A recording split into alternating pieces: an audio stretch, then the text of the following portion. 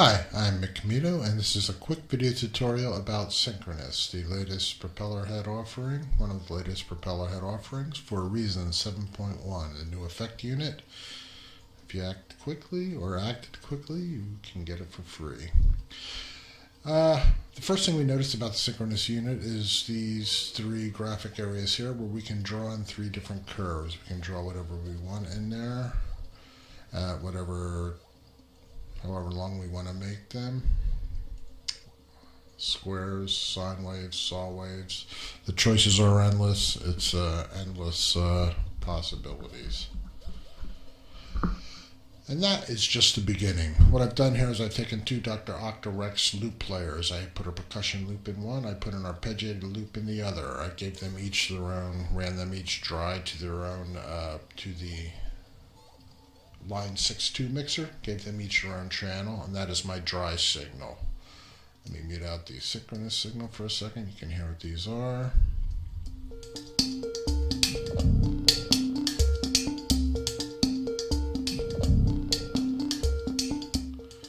Sounds nice, but gets a little boring rather quickly.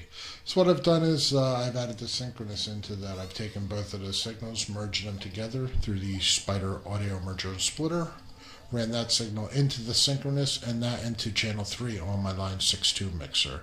I've also added a pulsar dual LFO unit.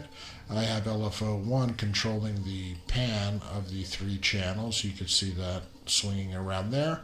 I've used LFO 2 as a switch basically. I have it set to 32.4, which is 8 bars long. So that means it takes 8 bars to work through this square wave that I've chosen.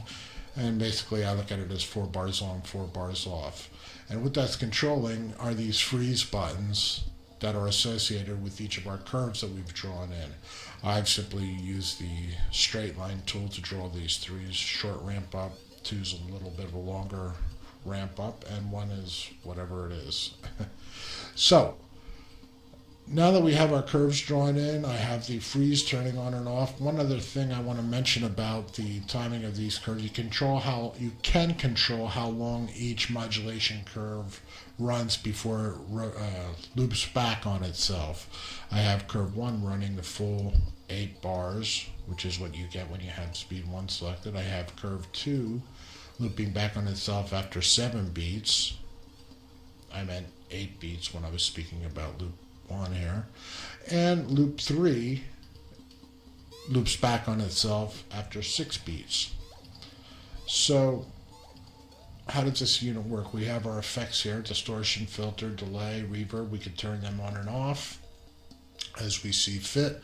And we could have each of these modulation curves control each of these rotary parameters for each of these effects.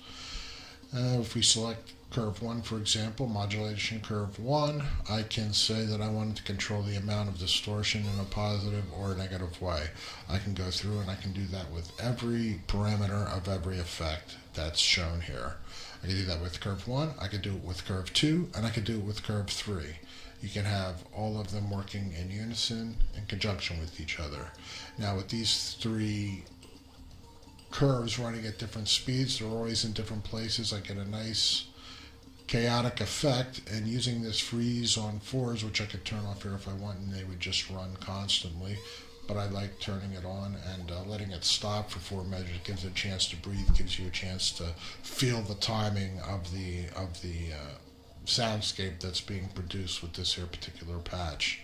I'd be glad to share this with anyone if they're interested in it. Again, my name is Mick Camito. I am the Soul Doctor.